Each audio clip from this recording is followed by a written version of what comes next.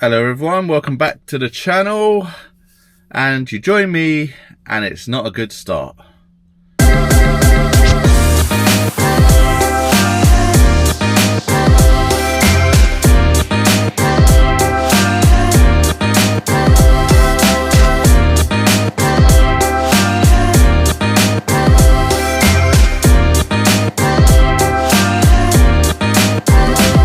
So first of all, I'm back at this Nissan Murano, which you'll see in one of my previous videos, which I'll put up here or here, wherever it is, where we done a wheel bearing, but someone in the comment section jinxed me and said the ABS sensor isn't going to come out. And guess what? It didn't come out, which isn't the bad bit. So I've got one of my subscribers, or at least he watches the channel. He's booked me in to do his brakes. He's previously got me to quote, I think it was a timing belt, and then just ghosted me.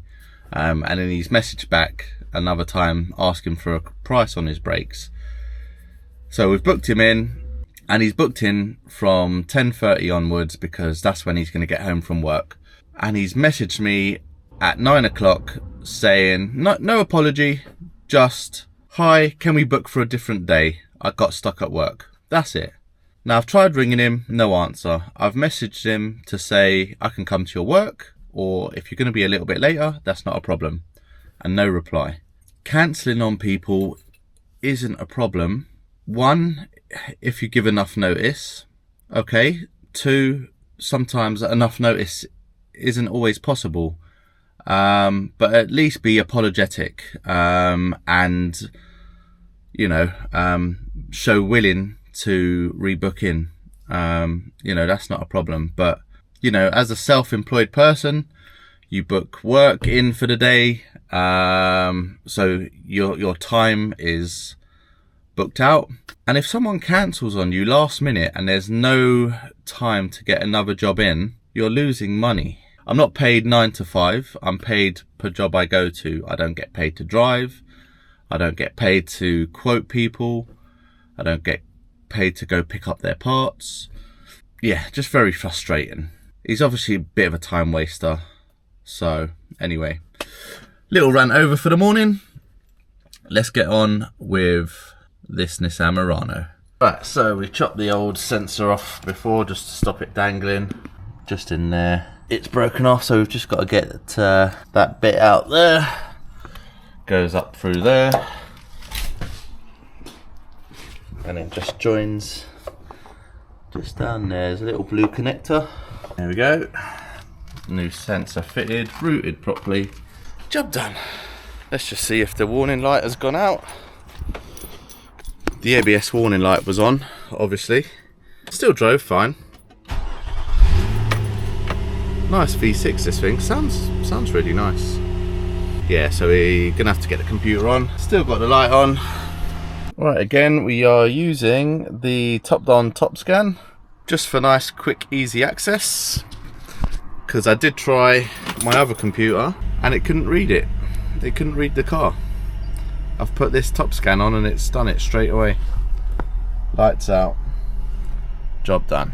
Right, that one's done, and that's given me the chance to come up the unit. We got this sales car that I was working on the other day. So we put standard springs back on it. We've done a thermostat on it. We've done a cam cover gasket on it. We're going to change the wheels possibly, because these wheels aren't original. Obviously these are from a Scirocco, and obviously with the standard springs back on them, it's sitting quite high. I don't know if anybody's interested, but we've got these H&R springs. They're fine. They can go on another car, so if you're interested in those, just give me a message on Instagram, or I'll leave my email in the description. It's still got this wing on, which I don't think looks too bad. It's passable. Got the Alcantara, I think it is, interior. Got 98,000 on the clock, DSG. Just needs a bit of a clean up. Maybe if you're interested in this, give me a shout. Good little car for somebody, I think. But yeah, I'm just going to hang around here for a little bit until my next job. I've got a full service and an MOT to do, and the MOT isn't until 4:30, so I've got a bit of time to kill. Might just tidy up a little bit here because it's a mess. Right, so I'm just up the yard. Turn that back on. Got this lovely M5 in.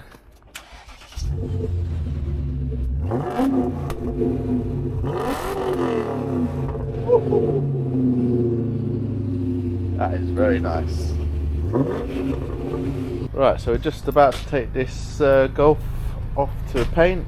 We're not sure about keeping the spoiler. Let me know if you want it. Let me know if you want these wheels. It's just got a bit of bubble in there, so we're going to get that sorted, and a couple of other little nicks, but this is going to be for sale. So give me a message on Instagram, or I'll leave my email in the description. Right guys, I'm at my next job and the weather is looking good out there. I've just got a service, so it's a full service, air filter, pollen filter, obviously the oil and oil filter, spark plugs, and also we've got an MOT on it. I'm a bit behind schedule now. Even though that job cancelled, I spent my time doing other stuff, dropping that Golf at a body shop and that. And if you remember from one of my curbside weekly videos, I'll put the link here or here, I offered a customer, or it wasn't even a customer, I offered someone a price for a car, left it a few months, price went down, car was worth considerably less. We had a bit of an exchange over text and it all ended a bit bitterly, but the car's still there.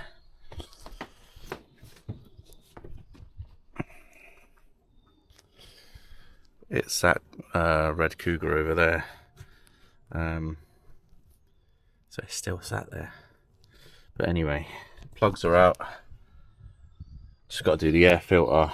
I'm not going to film much of this because I just got to get it done and get to the MOT station. So maybe I'll continue this video tomorrow with tomorrow's work.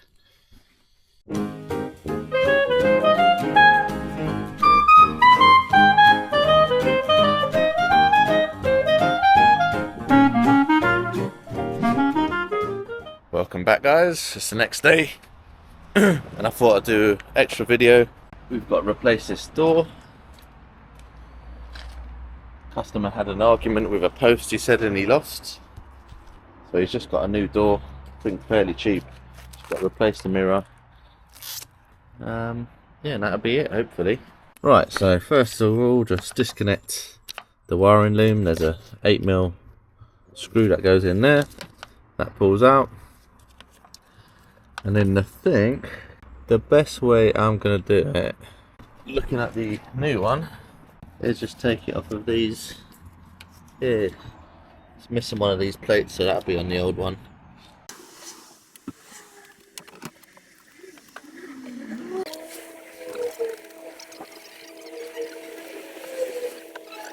Right, there we go, door's on. With a little bit of help from the customer, because I underestimated how heavy the door's going to be.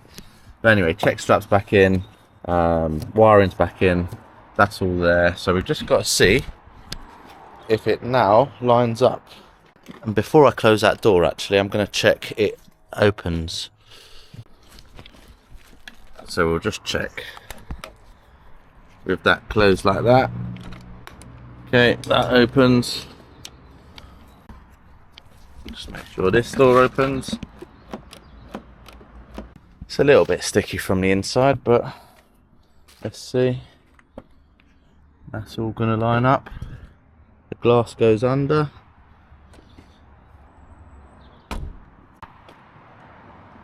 That might just need a little bit of adjusting there. All the door trims are put back on. Opens and closes from the inside. Let's check the electrics. all the way down, all the way up.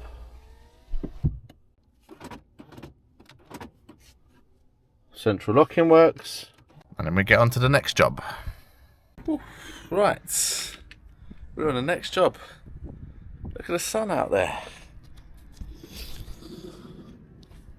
So we've got this Mark 6 Golf that's failed its MOT. It's failed its MOT for the offside rear parking brake binding, and this is with the handbrake off inside.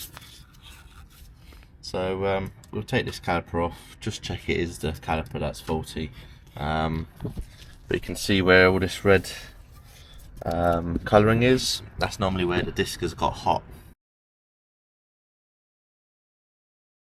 Right, so that's the caliper off. Also, just in case it is the caliper, I've sprayed a bit of WD-40 on these nuts on this brake line that goes from the caliper to the flexi, because they can always seize up. But normally what happens is this brake pipe swells up, so you can't get the nut to spin and go down that way. But look at these pads. They are not budging. So we're going to try and push this piston back and see if it is actually the piston.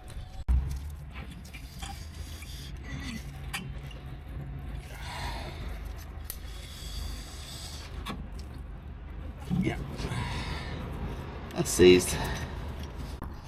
Right, I'm going to put new pads and discs on that. Didn't realise it needed it until I got there. It's just what I found on the MOT sheet, and luckily the part shop is just a 2-minute walk away, so that's handy. Right, we've gone and got some Borg and Beck. Just got to clamp off the flexi, and then I don't know if you can see how dark it is, but we've got this hard line going to the caliper.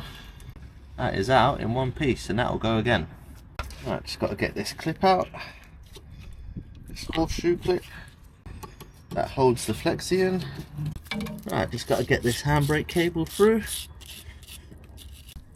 And then, so what you have to do, you have to just push those two clips in, undo it from the caliper. Right, pair of grips on the caliper. This is my technique anyway. I've just pulled that, and then I'm able to get the cable out through the rubber boot, and we have one caliper out. Right, so these ones actually come out quite nice, but you can see the state of those. Anyway, I won't bore you with changing some brakes, because you would have seen that 100 of times. Right, little tip, get the caliper back on, don't connect the handbrake. I've just pumped the pedal, I've got the brake bleeder on it, and then I'm just going to bleed the brakes first before putting the handbrake cable on, because they do say you can damage the caliper if you pull the handbrake up before you bleed it. So that's what I've always done. Yeah, and that's it, as simple as that. Everything's back in. So just going to do the other side, and then we've got to have a look at its failed emissions, so we'll have a quick look at that as well. Right, I'm at my last job. It's VW Charan, and basically it's just a full service, so the same service as I did on the Audi A3. Leave the video up here somewhere. So that's where I'm going to leave it for today. Hope you've enjoyed the 2 days put together. Again, like I said, trying to get to 5,000 subscribers by June, and at the time of recording, I've just checked, we've just gone past 3,000. So that's a bit of a milestone, and the numbers are rising quickly, so thank you. So yeah, comment, like and subscribe, and I'll see you on the next one.